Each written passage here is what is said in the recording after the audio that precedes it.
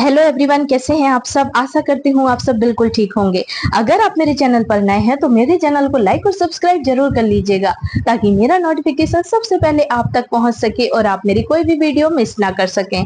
तो आज का सेशन आपके लिए बहुत ज्यादा इंपॉर्टेंट होने वाला है गाइस, तो आप पूरे वीडियो में बने रहिएगा, वीडियो को स्किप बिल्कुल भी मत कीजिएगा। आज हम पढ़ेंगे मिडवाइफरी के क्वेश्चन। आज का टॉपिक है हमारा conducting normal delivery and newborn care. क्या है?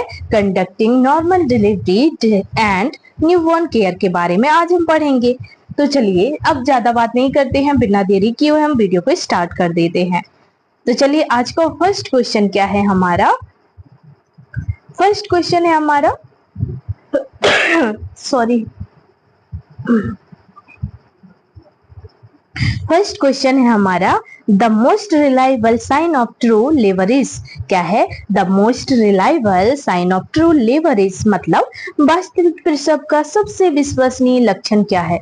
बताइए, वास्तविक प्रसव का सबसे विश्वसनीय लक्षण क्या है? सबसे विश्वास वाला इनमें से कौन सा लक्षण है बताइए। तो चलिए पहले हम ऑप्शन देख लेते हैं। ऑप्शन ए कहता है हमारा इरेगुलर यूटेराइन कॉन्ट्रैक्शंस मतलब अनियमित गर्भाशय संकुचन। ऑप्शन बी है हमारा प्रोग्रेसिव सर्वाइकल डायलेशन मतलब गतिशील गर्भाशय ग्रीवा का फैलाव। ऑप्शन सी है हमारा बैक एक ओनली मतलब केवल पीठ में दर्द। ऑप्शन डी है हमारा false pain relief on rest मतलब आराम करने से दर्द कम होना।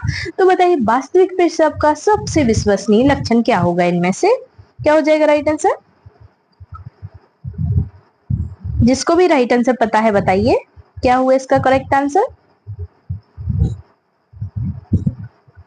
जल्दी बताइए।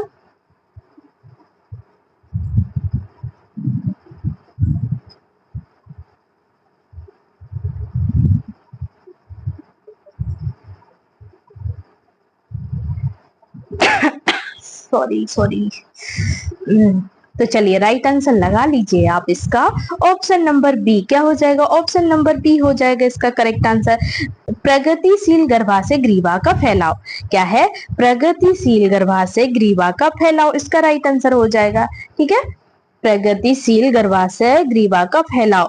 वास्तविक प्रसव गर्भाशय ग्रीवा के फैलाव और पतले होने के साथ नियमित दर्द युक्त संकुचन से पहचाना जाता है। ठीक है, और यह आराम से नहीं कम होता है। झूठे प्रसव में ग्रीवा परिवर्तन नहीं होते। झूठे दर्द में या झूठे प्रसव में ग्रीवा परिवर्तन नहीं होते हैं। ठीक है, तो राइट आंसर आप ऑप्शन नंबर बी लगा लीजिए इसका। चलिए नेक्स्ट क्वेश्चन पर आते हैं। क्वेश्चन आता है हमारा टू क्वेश्चन है हमारा duration of second stage of labour in primary gravida usually is. क्या है? Duration of second stage of labour in primary gravida usually is मतलब प्रथम गर्भावस्था में प्रसव की दूसरी अवस्था की अवधि सामान्यतः कितनी होती है। बताइए प्रथम गर्भावस्था में प्रसव की दूसरी अवस्था की अवधि कितनी होती है। दूसरी अवस्था की अवधि पूछी है। पिछली क्लास में हमने फर्स्ट अवस्था देखी थी, पहली अवस्था देखी थी, अब ये दूसरी अवस्था। दूसरी अवस्था में कितना टाइम लगता है बताइए, कितने घंटे की होती है या कितने मिनट की होती है दूसरी अवस्था। तो चलिए ऑप्शन ए है हमारा 1 घंटा, ऑप्शन बी है 30 मिनट, ऑप्शन बी है हमारा ऑप्शन सी हमारा 2 आवर्स मतलब 2 घंटे, ऑप्शन डी हमारा 4 घंटे। तो बताइए राइट आंसर क्या हुआ? सेकेंड स्टेज में कितना टाइम लगता है? तो राइट आंसर क्या हो जाएगा इसका? तो राइट आंसर हो जाएगा इसका 2 घंटे। क्या हो जाएगा? 2 घंटे इसका करेक्ट आंसर हो जाएगा। 2 आवर्स इसका राइट आंसर हो जाएगा। ठीक है, 2 घंटे क्या होगा? 2 घंटे इसका करेक्ट आंसर हो जाएगा। चलिए नेक्स्ट क्वेश्चन पर आते हैं।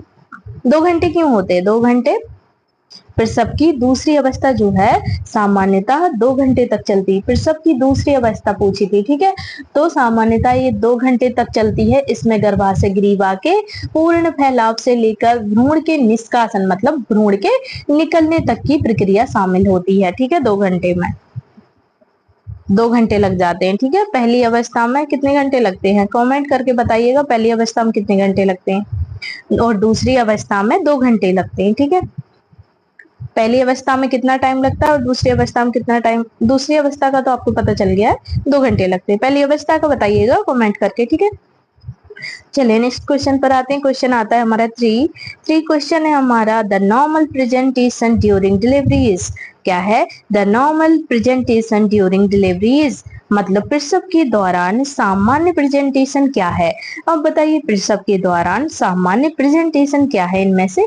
तो ऑप्शन ए है वर्टेक्स मतलब सिर का शिखर, ऑप्शन बी है ब्रिज मतलब नितंब, ऑप्शन सी है शोल्डर मतलब कंधा, ऑप्शन डी है फेस मतलब चेहरा। तो बताइए प्रसव के दौरान सामान्य प्रेजेंटेशन इनमें से क्या है? सामान्य प्रेजेंटेशन मतलब नॉर्मल, बच्चे की नॉर्मल स्थिति को हम क्या बोलेंगे? बच्चे की नॉर्मल स्थिति को क्या बोलते हैं? तो क्या हो जाएगा राइट आंसर इसका? राइट आंसर हो जाएगा इसका ऑप्शन नंबर ए, सिर का शिखर। सिर का शिखर मतलब सिर पहले आता है, डिलीवरी होगी तो सबसे पहले सिर आएगा, ठीक है। तो सिर का शिखर इसका राइट आंसर हो जाएगा, सिर पहले, सिर पहले हो जाएगा, ठीक है। तो राइट आंसर लिख लीजिए वर्टेक्स। वर्टेक्स स्थिति जो होती है वो नॉर्मल स्थिति होती है, ठीक है। सामान्य प्रेजेंटेशन वर्टेक्स मतलब कि सिर पहले होता है। इसमें भ्रूण की खोपड़ी का सबसे छोटा व्यास जन्म नालिका से गुजरता है, ठीक है। सबसे पहले क्या आता है बच्चे का? सिर आता है, हेड आता है बच्चे का सबसे पहले, ठीक है। उसके बाद हाथ आएंगे, पैर आएंगे, पहले आता है सिर, ठीक है। तो उसे हम वर्टेक्स बोलते हैं, वर्टेक्स प्रेजेंटेशन, जिससे सुरक्षित प्रसव होता है। अगर सिर पहले आता है तो सुरक्षित प्रसव सुनिश्चित होता है, ठीक है। सुरक्षित प्रसव इससे सुनिश्चित हो जाता है।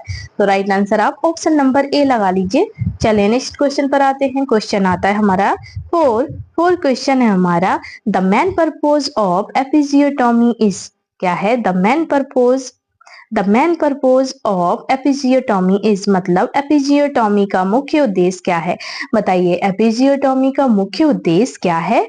तो ऑप्शन ए है रिड्यूस ड्यूरेशन ऑफ लेबर, मतलब प्रसव की अवधि कम करना, ऑप्शन बी है प्रिवेंट यूट्राइन रप्चर, मतलब गर्भाशय फटने से रोकना, ऑप्शन नंबर सी है हमारा रिलीव मैटरनल एंजाइटी, मतलब मातृ चिंता दूर करना, ऑप्शन डी है हमारा प्रिवेंट पेरिनियल टीयर, मतलब पेरिनियल फटने से रोकना।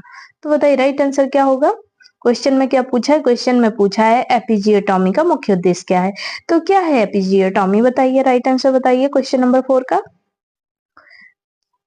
तो राइट आंसर हो जाएगा इसका ऑप्शन नंबर डी। क्या हो जाएगा? ऑप्शन नंबर डी हो जाएगा इसका राइट आंसर, ठीक है। प्रिवेंट पेरिनियल टीयर, क्या होगा? प्रिवेंट पेरिनियल टीयर इसका करेक्ट आंसर हो जाएगा, मतलब पेरिनियल फटने से रोकना। क्या होगा? पेरिनियल फटने से रोकना इसका करेक्ट आंसर हो जाएगा। एपिजियोटॉमी योनि क्षेत्र को बड़ा करने के लिए शल्य चीरा है, मतलब कि एक कट लगाया जाता है। एपिजियोटॉमी का मतलब हुआ एक यूरिन के पास, यूट्रस के पास एक कट लगाया जाता है, तो उसको हम बोलते हैं एपिजियोटॉमी, ठीक है।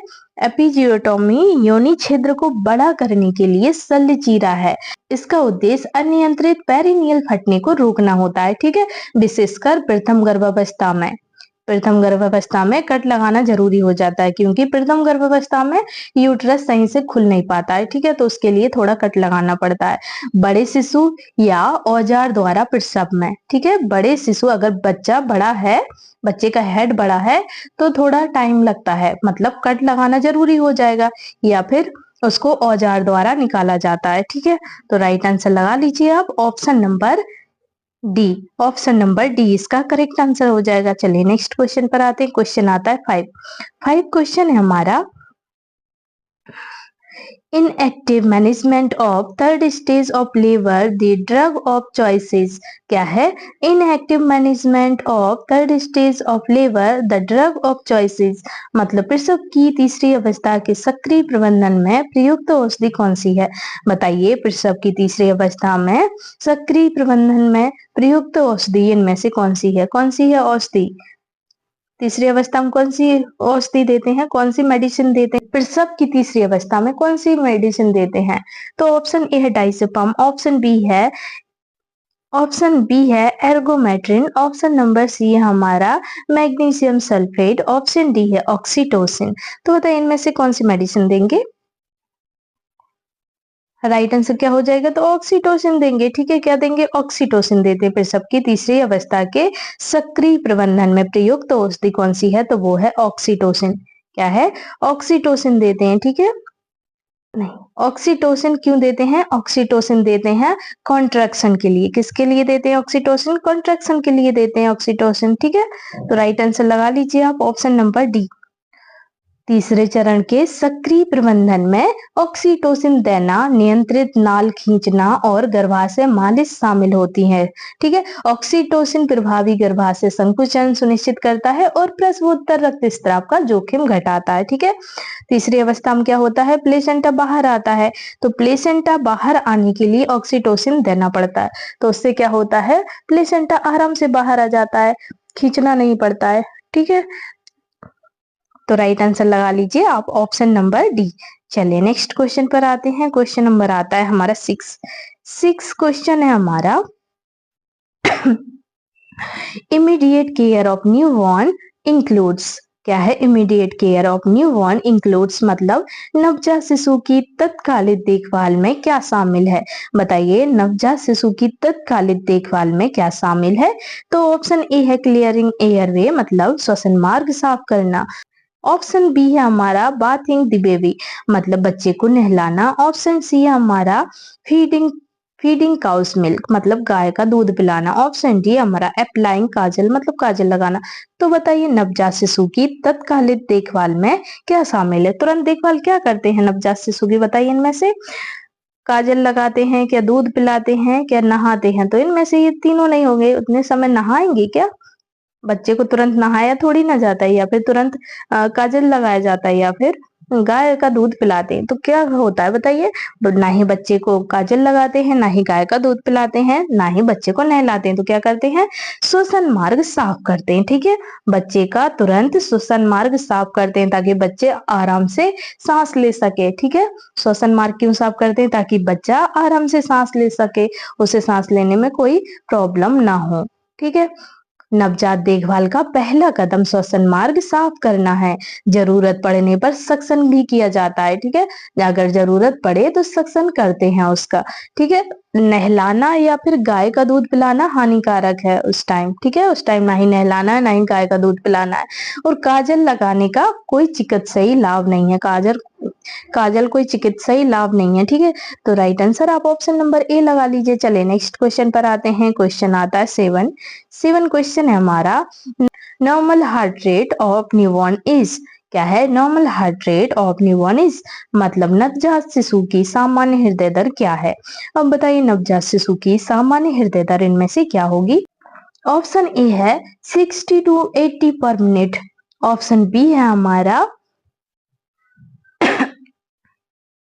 ऑप्शन बी है हमारा 80 to 100 पर मिनट। ऑप्शन सी है हमारा 120 to 160 पर मिनट। ऑप्शन डी है 180 to 200 पर मिनट। तो बताइए राइट आंसर क्या हुआ इसका? कितनी होती है नवजात शिशु की सामान्य हृदय गति? सामान्य हृदय दर कितनी होती है नवजात शिशु की? तो 120 to 160 पर मिनट होती है। कितनी होती है? 120 to 160 पर मिनट होती है। कितनी होती है? 120 टू 160 होती है। 120 से 160 तक होती है। ठीक है, सामान्य हृदय दर नवजात की 120 से 160 तक होती है। ठीक है, नवजात शिशु की सामान्य हृदय दर 120 से 160 प्रति मिनट होती है।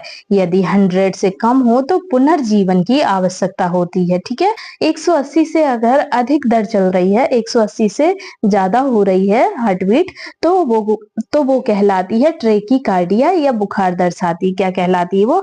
ट्रेकीकार्डिया या फिर बुखार दर्शाती। ठीक है, तो राइट आंसर आप ऑप्शन नंबर सी लगा लीजिए। चलिए नेक्स्ट क्वेश्चन पर आते हैं। क्वेश्चन आता है हमारा 8 क्वेश्चन है हमारा Apgar score at 1 minute in mainly use to assess. क्या है? Apgar score at 1 minute is mainly use to assess मतलब 1 मिनट पर अपगार स्कोर मुख्य रूप से किसका आकलन करता है? बताइए, 1 मिनट पर अपगार स्कोर मुख्य रूप से किसका आकलन करता है? तो ऑप्शन ए है नीड फॉर रिसैक्सेशन मतलब पुनर्जीवन की आवश्यकता। ऑप्शन नंबर बी है हमारा न्यूरोलॉजिकल डेवलपमेंट मतलब तंत्रिका विकास। ऑप्शन नंबर सी है हमारा रिस्क ऑफ इन्फेक्शन मतलब खतरे का संक्रमण। ऑप्शन डी हमारा मैटरनल हेल्थ मतलब मातृ स्वास्थ्य। तो बताइए राइट आंसर क्या हुआ इसका? एक मिनट पर अपगार स्कोर मुख्य रूप से किसका आकलन करता है? बताइए, 1 मिनट पर अपगार स्कोर मुख्य रूप से इनमें से किसका आकलन करता है? राइट आंसर बताइए क्या हो जाएगा? राइट आंसर बताइए। तो राइट आंसर हो जाएगा इसका ऑप्शन नंबर क्या? ऑप्शन नंबर ए हो जाएगा इसका राइट आंसर। ठीक है, ऑप्शन नंबर ए इसका करेक्ट आंसर हो जाएगा। पुनर्जीवन की आवश्यकता क्या होगा? पुनर्जीवन की आवश्यकता मतलब नीड फॉर रिलैक्सेशन क्या होगा? इसका राइट आंसर हो जाएगा मतलब कि पुनर्जीवन की आवश्यकता। ठीक है, 1 मिनट पर अपगार स्कोर तत्काल अनुकूलन और पुनर्जीवन की आवश्यकता है। ठीक है, 5 मिनट पर यह जीवित रहने की संभावना बताता है। उच्च स्कोर अच्छे नवजात स्वास्थ्य का संकेत देता है। अगर ऊंचा स्कोर है तो वो अच्छे नवजात का संकेत देता है। ठीक है, अच्छे नवजात स्वास्थ्य का संकेत देता है वो उच्च स्कोर। ठीक है, तो राइट आंसर आप ऑप्शन नंबर ए लगा लीजिए। ऑप्शन नंबर ए हो जाएगा इसका करेक्ट आंसर। चलिए नेक्स्ट क्वेश्चन पर आते हैं। क्वेश्चन आता है हमारा 9 क्वेश्चन है हमारा। फर्स्ट स्टेप इन न्यूनेटल रेसिक्टेशन क्या होगा? क्या है फर्स्ट स्टेप इन न्यूनेटल रेसिक्टेशन? मतलब नवजात शिशु पुनर्जीवन में पहला कदम क्या है? बताइए, नवजात शिशु पुनर्जीवन में पहला कदम क्या है?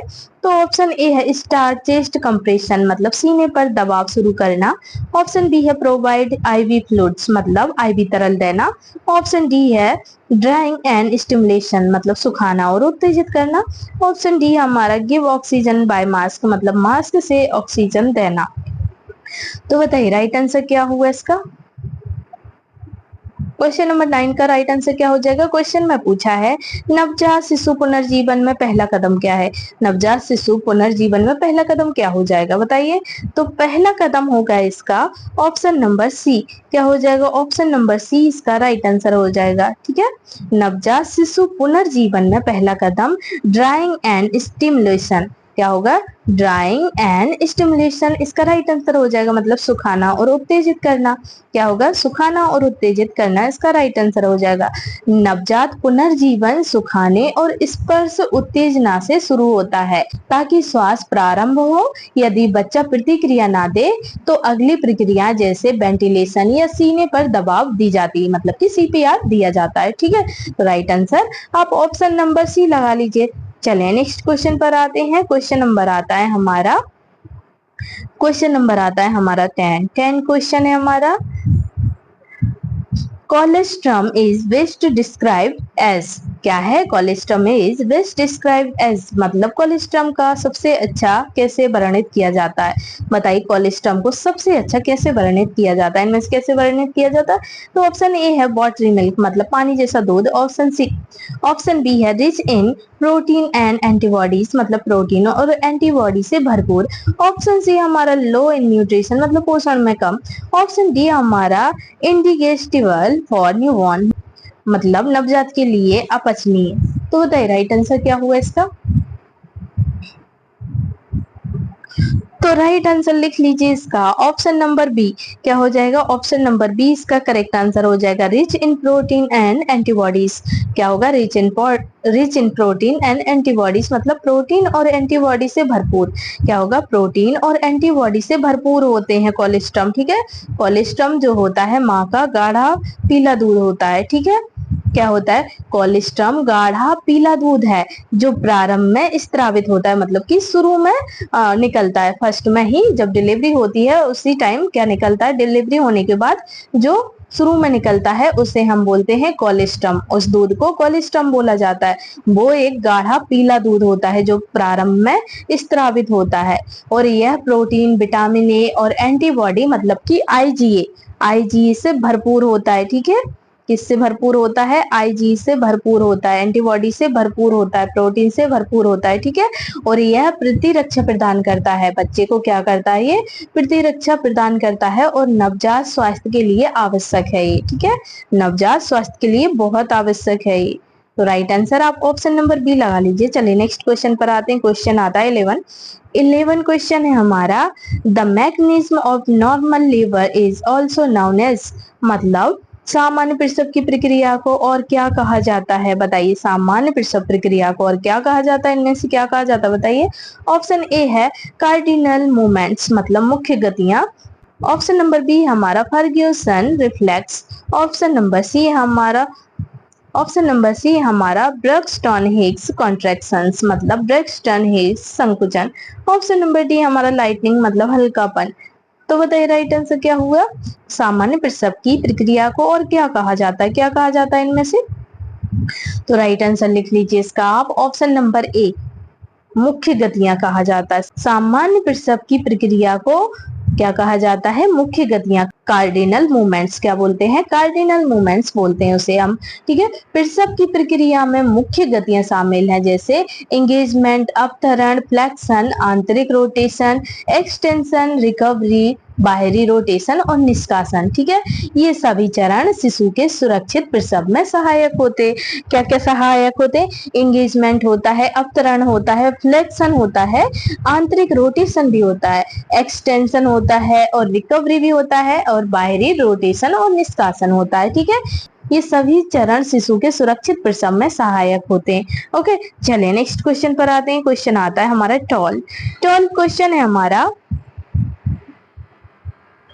The normal duration of third stage of labour is. क्या है? The normal duration of third stage of labour is, मतलब प्रसव की तीसरी अवस्था की सामान्य अवधि क्या है?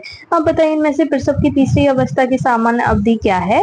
तो ऑप्शन ए है 5 से 15 मिनट, ऑप्शन बी है 30 से 45 मिनट, ऑप्शन नंबर सी है हमारा 1 घंटा, ऑप्शन बी हमारा 2 घंटा। तो बताइए प्रसव की तीसरी अवस्था की सामान्य अवधि क्या? तीसरी अवस्था की सामान्य अवधि पूछी है, तो तीसरी अवस्था की सामान्य अवधि क्या हो जाएगी? प्रसव की जो तीसरी अवस्था होती है, प्रसव की 4 अवस्थाएं होती हैं, तो बताइए जो तीसरी अवस्था होती है वो कितने मिनट की या कितने घंटे की होती? तो जो तीसरी अवस्था होती है वो 5 से 15 मिनट की होती। कितनी होती है? 5 से 15 मिनट की होती है। ठीक है, तीसरी अवस्था 5 से 15 मिनट की होती है। तीसरी अवस्था में क्या होता है? तीसरी अवस्था में प्लेसेंटा बाहर आता है। ठीक है, प्रसव की तीसरी अवस्था सामान्यतः 5 से 15 मिनट तक की रहती है।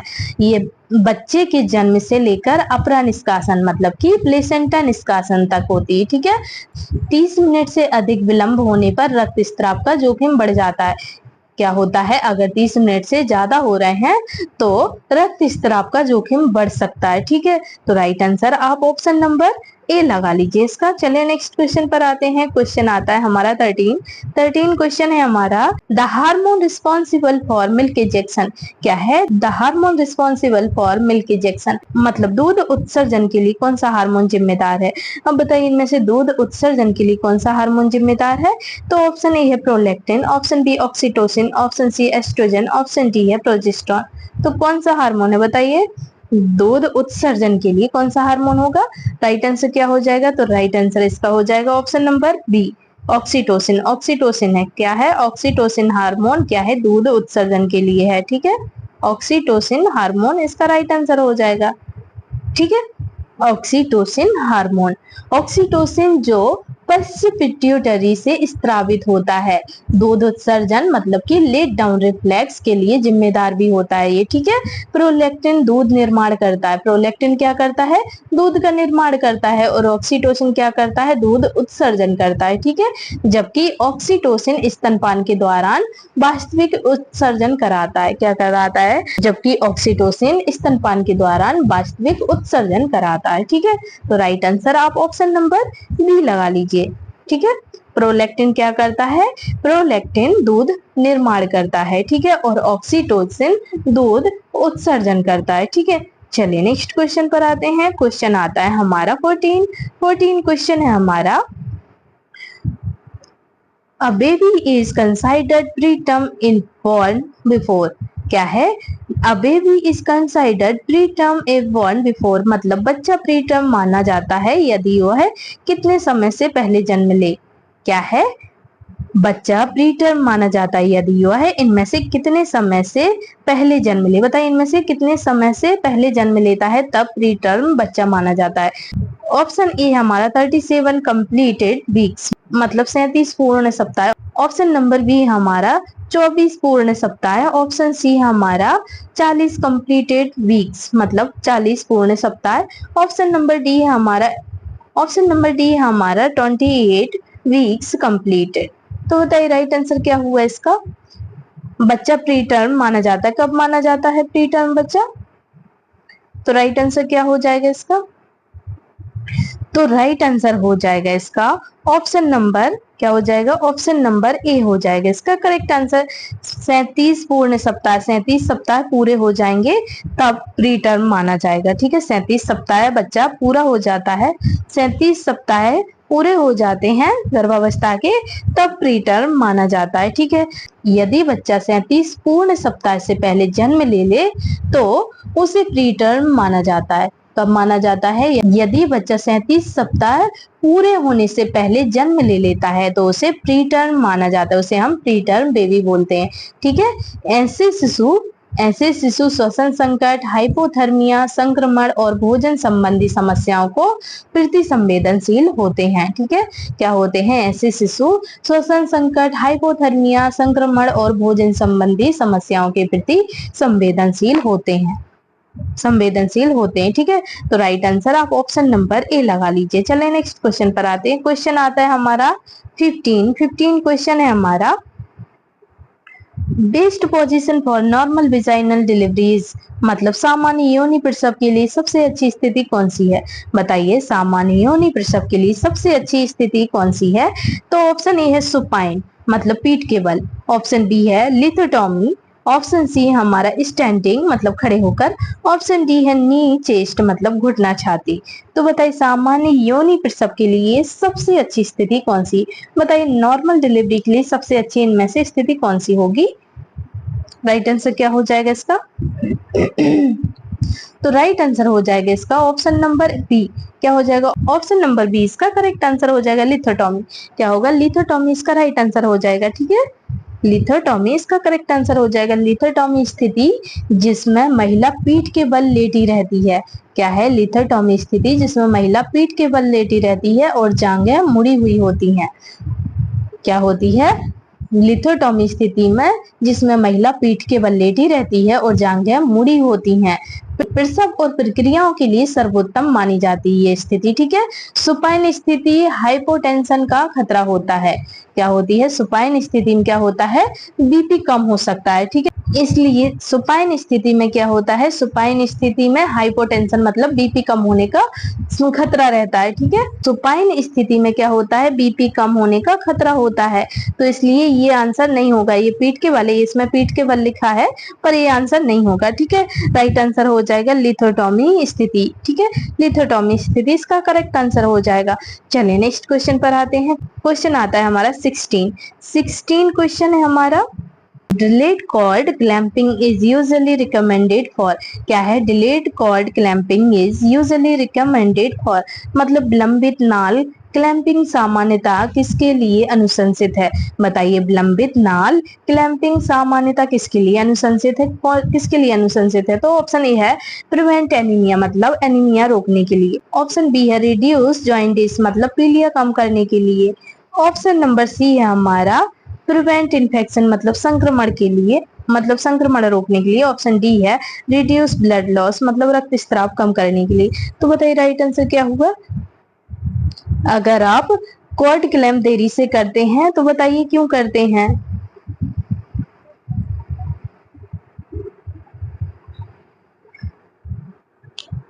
कॉर्ड क्लैंप देरी से क्यों करना चाहिए? बताइए राइट आंसर क्या हो जाएगा? तो राइट आंसर इसका ऑप्शन नंबर ए हो जाएगा, प्रिवेंट एनीमिया मतलब एनीमिया को रोकने के लिए। एनीमिया रोकने के लिए इसका राइट आंसर हो जाएगा। ठीक है, एनीमिया रोकने के लिए नाल को 1 से 3 मिनट बाद क्लैंप करने से अपरा से रक्त स्थानांतरण होता है। क्या होता है? मतलब प्लेसेंटा से रक्त स्थानांतरण होता है जिससे नवजात का हीमोग्लोबिन और आयरन संग्रह बढ़ता है। यह एनीमिया को रोकने में सहायक और अनुशंसित है। क्या है ये?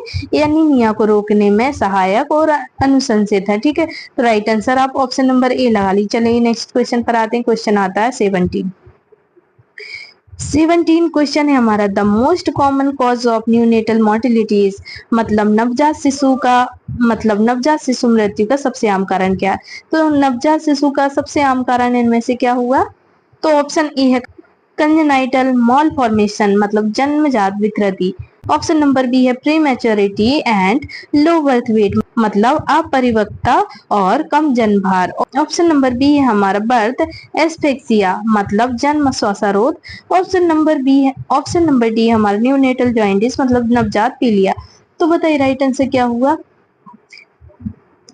नवजात शिशु मृत्यु का सबसे आम कारण क्या है?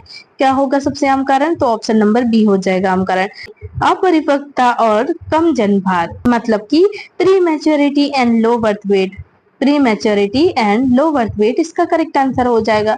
बच्चा मैच्योर नहीं होता है तो वो मृत्यु का कारण होता है। नवजात शिशु का मृत्यु का कारण होता है कि pre maturity and low birth weight, बच्चे का वजन भी कम होता है तो मृत्यु का कारण होता है। ठीक है, अगर बच्चे का डेवलपमेंट नहीं होता तो वो भी मृत्यु का कारण है। ठीक है, तो right answer option number B लगा लीजिए। विश्व और भारत में अधिकांश नवजात मृत्यु का कारण अपरिपक्वता और कम जन्म भार है। इन शिशुओं के अंग अपरिपक्व होते हैं जो संक्रमण और श्वसन समस्याओं के प्रति संवेदनशील होते हैं। ठीक है, राइट आंसर आप ऑप्शन नंबर बी लगा लीजिए। चलिए नेक्स्ट क्वेश्चन है हमारा 18 क्वेश्चन है हमारा।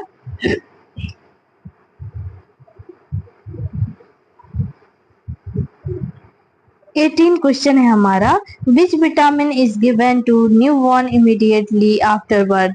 क्या है? Which vitamin is given to newborn immediately after birth, मतलब जन्म के तुरंत बाद नवजात शिशु को कौन सा विटामिन दिया जाता है? तो बताइए नवजात शिशु कौन सा विटामिन देते हैं जन्म के तुरंत बाद?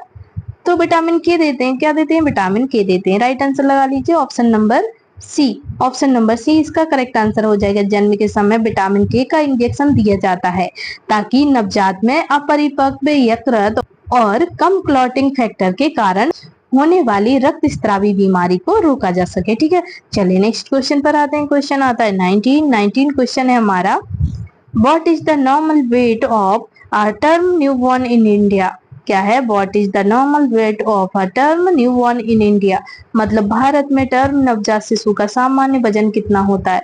बताइए भारत में टर्म नवजात शिशु का सामान्य वजन कितना होता है? तो 2.5 से 3.5 होता है। कितना होता है? 2.5 से 3.5 होता है। ठीक है, 2.5 केजी से 3.5 केजी होता है। ठीक है, तो राइट आंसर आप ऑप्शन नंबर बी लगा लीजिए। इसका 2.5 किलो से 3.5 किलो तक होना चाहिए। ठीक है, भारत में टर्म नवजात का सामान्य वजन 2.5 से 3.5 किलोग्राम होता है। 2.5 किलोग्राम से कम वजन वाले शिशु कम जन्मभार माने जाते हैं। ठीक है, अगर 2.5 किलो से कम होता है तो उन्हें कम वजन वाले शिशु कम जन्मभार माने जाते हैं। ठीक है, 2.5 किलोग्राम से कम वजन वाले शिशु कम जन्मभार माने जाते हैं।